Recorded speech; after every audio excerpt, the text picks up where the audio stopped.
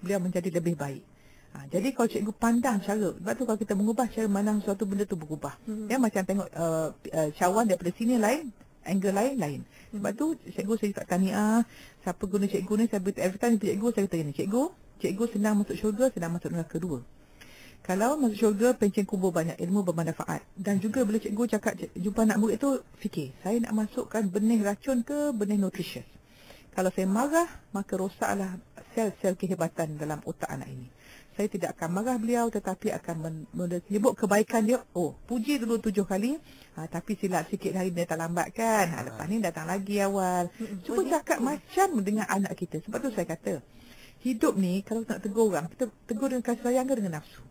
Jadi kalau guru disiplin marah dengan rotan dengan nafsu, memang bukan kita marah, syaitan bersama kita.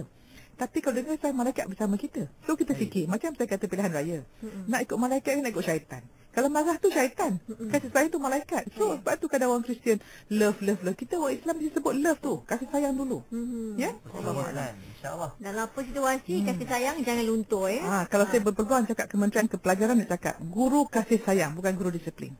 Ubah rebut jadi supaya dikasihi dan tidak ditakuti. Ya, dia mengasihi dan dikasihi. Betul. Okey, lantas dihormati. Baik Prof, bila sebut tentang membentuk paradigma yang positif ini, orang kata senang cakap, tapi nak buat tu kadang-kadang terpancit tengah jalan kan. Betul. Ada orang kadang cerdik, macam-macam sijil dia ada, tapi dari segi tata diri tak ada. Jadi macam mana nak menjana paradigma yang positif itu secara istiqomahnya? Okey, bagus sangat. Yang pertama, kita dipengaruhi oleh dua perkara. Orang kita jumpa, buku yang kita baca, dan saya nak tambah, TV yang kita tonton, radio yang kita dengar, dan majalah kita baca. Okey.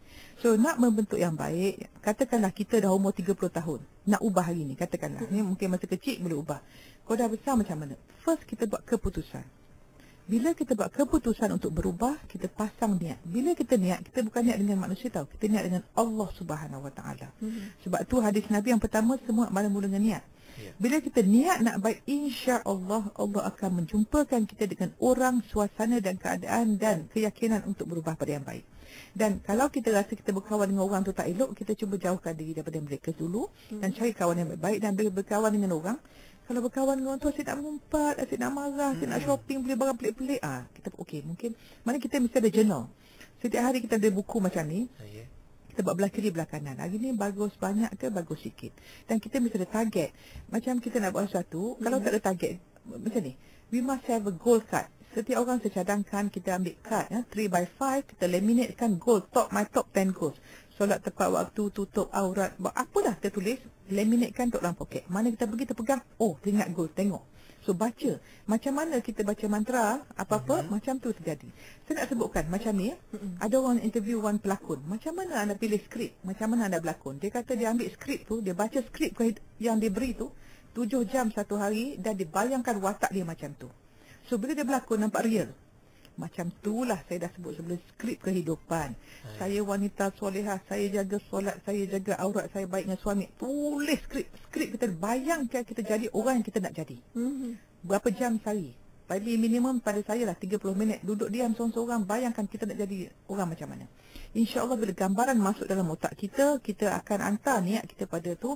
Allah akan memberikan orang dan keadaan yang membawa kita ke arah itu. Jadi nak untuk macam jawab soalan Siti, untuk istiqamah tu mesti ada goal card, kita mesti ada mantra yang kita baca tiap-tiap hari, dan juga kita ada journal yang kita keep track kita macam mana, dan buat audit sendiri sebelum orang Allah audit kita.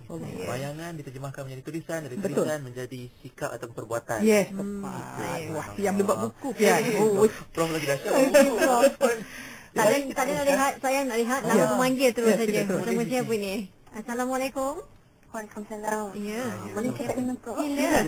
Siapa Tak tahu siapa nama ni? Iza sini daripada kelas. Iza. Prof, saya ada sedikit permasalahan tentang sifat marah lah. Saya sebenarnya susah nak marah.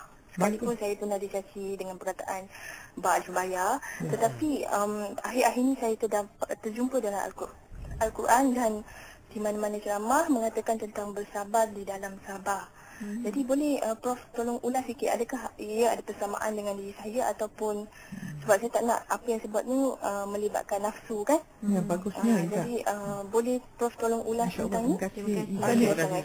Subhanallah, Izzah ni orang bertuah. Saya nak belajar pada Izzah macam tak marah ya. Kita kan geram nak marah ya. Dah dimalukan apa semua tapi kita boleh tahan lagi. Subhanallah. Sabar dalam sabar, Prof. Ini dipanggil paradigma. Saya. Cara Izzah bercakap pun lembut. Sebab apa dia lembut? Dia tengok mak dia lembut, ayah dia lembut, nenek dia lembut.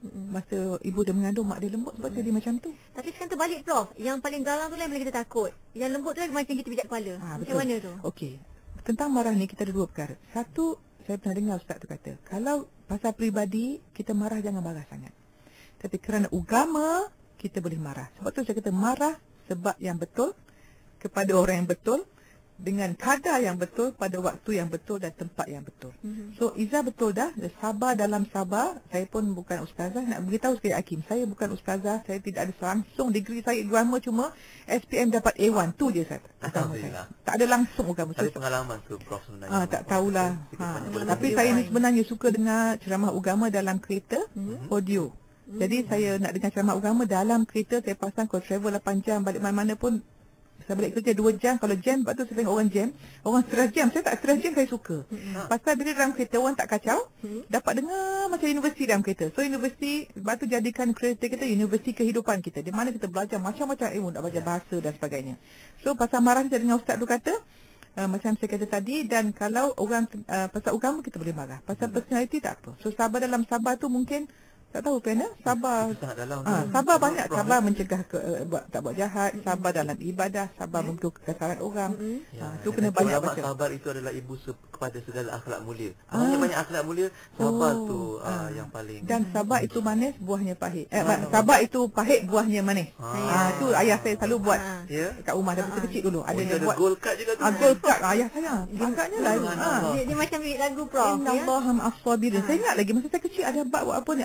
Ini sabar itu pahit tapi buahnya manis. Every time daripada kecil dah masuk dah programming. Kenapa perjuangan tu pahit? Sebab syurga tu manis. Betul. Kalau manis cuma manis, habis kita. Senang, syurga itu mahal. Masya-Allah. Tu depan kita Siti. Ini hasilnya didikan contohnya Profesor Dr. Mahir punya berkongsikan pengalaman yang dididik oleh bapanya. Jadi mungkin kita boleh kongsikan. Lagi pemanggil di talian kita sini. Okey. Assalamualaikum. Salam. Bersama siapa ni? Saya Muhammad sebagai Sungai Buloh. Terima kasih Muhammad. Apa khabar? Nak cakap dengan Prof. Sila Cik Muhammad. Ya. Boleh share. Begini. Berkenaan apa? Nak berkongsi apa yang Prof cakap tadi mengenai paradigma. Boleh tak kita katakan ia juga dikatakan nafsu? Sebab nafsu ni ada yang positif. Betul. Betul. Nafsu ni yang tawan akal. Betul. Minda tanpa sedar, minda sedar. Jadi, untuk mengatasi menyelesaikan masalah paradigma ni, ini kongsinya, Prof. Bagus. Teruskan.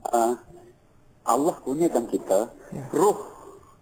Roh ni kalau kita kuatkan dia dengan zikir, dengan selawat, baca Quran, berdoa, dia boleh atasi paradigma tadi. Boleh lawan nafsu, tawan nafsu, dan nafsu tidak boleh tawan akal lagi. Jadi kalau kita boleh pandu kita dengan baik. Boleh begitu ke Prof? Bagus. Terima kasih. Bagus. Ni saya nak sebut, Ustaz Paru pun dah sebut. Dia kata kita ada akal, hati dan nafsu. Kehidupan kita ni kalau nafsu jadi driver, akal jadi konduktor, hati jadi passenger, rosak hidup. Pasal akal yang bijak, nafsu jahat. Akal yang bijak tapi tak beriman, dia suruh jalan yang tak elok. Dan hati duduk diam je lah. Keimanan duduk diam, jadi passenger je. Tetapi kita hendaklah hidup di mana hati, keimanan kita jadi driver, akal jadi konduktor, nafsu jadi passenger. So nafsu tu kita bawa dia ke mana, ke arah yang betul. Allahu'alam. So saya setuju dengan Tuan Haji. Silakan. Kat mana agaknya letak hati dan iman kita sekarang? Betul. Siapakah pemacu kehidupan kita? Jangan bonet sudahlah. Bonet. Okey, bersama siapa? Assalamualaikum. Tak percaya. Cuba lagi. Assalamualaikum. Waalaikumsalam warahmatullahi wabarakatuh. Siapa di talian? Hakim daripada Johor. Silakan Hakim, teruskan. Alhamdulillah, terima kasih. Bukan tuan. Ni tahniah Profesor dan rakan di konti. meraihkan hari dan jadi yang soleh dan musleh lah. Ni Profesor, saya ni mengidap uveitis, intermediate uveitis. Ya, intermediate. Sekarang pun dah doktor kategorikan bagi OKU. Intermediate uveitis dua-dua mata. Dua-dua mata. Ya, dua-dua mata. Berapa vision? Ya. Pandangan tak nampak orang ke nampak? Nampak. Yang kanan tu dah teruk, tapi yang kiri tu alhamdulillah. Dan jadi persoalannya,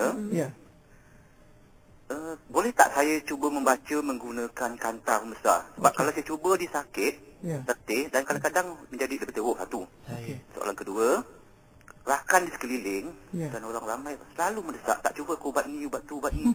Sedangkan saya dah banyak cuba dan saya kan direct dengan doktor pakar di HSAJB dan Dr. Fariza yang Malaysian pun dah cuba nasihatkan. Boleh tak saya memastikan ataupun saya cuma itu saja? Baik. Dan yang ketiga tadi saya nak respon sikit tentang paradigma. Ubat hati lah saya rasa mungkin lebih bantu kita mengubah paradigma kita. Yang kelima perkara tu kan. Baca Quran dengan maknanya. Berkumpul dengan orang soleh, tahajud, puasa. Saya rasa dan zikir malam, saya rasa itu mungkin boleh membantu paradigma. Doktor tolong respon untuk penyakit saya tadi. Terima kasih. Assalamualaikum. Okey, Cik Hakim ada penyakit panggil uveitis. Dia satu penyakit di mana sel tubuh kita melawan sel mata kita. Sebab tu siapa yang tak sakit tolong bersyukur. Macam mana sel immunity untuk melawan kuman tu pergi lawan mata kita. Tapi kita bila orang batuk kita tak demam pasal apa? Immunity kita kuat. So Cik Hakim dicuba oleh uveitis, tetapi saya rasa peringkat ni peringkat yang dia dah ujung sekali. Di mana satu mata kurang nampak, satu mata dia panggil bukan OKU, kan dia panggil partially sighted, bukan buta lah, tapi kurang nampak.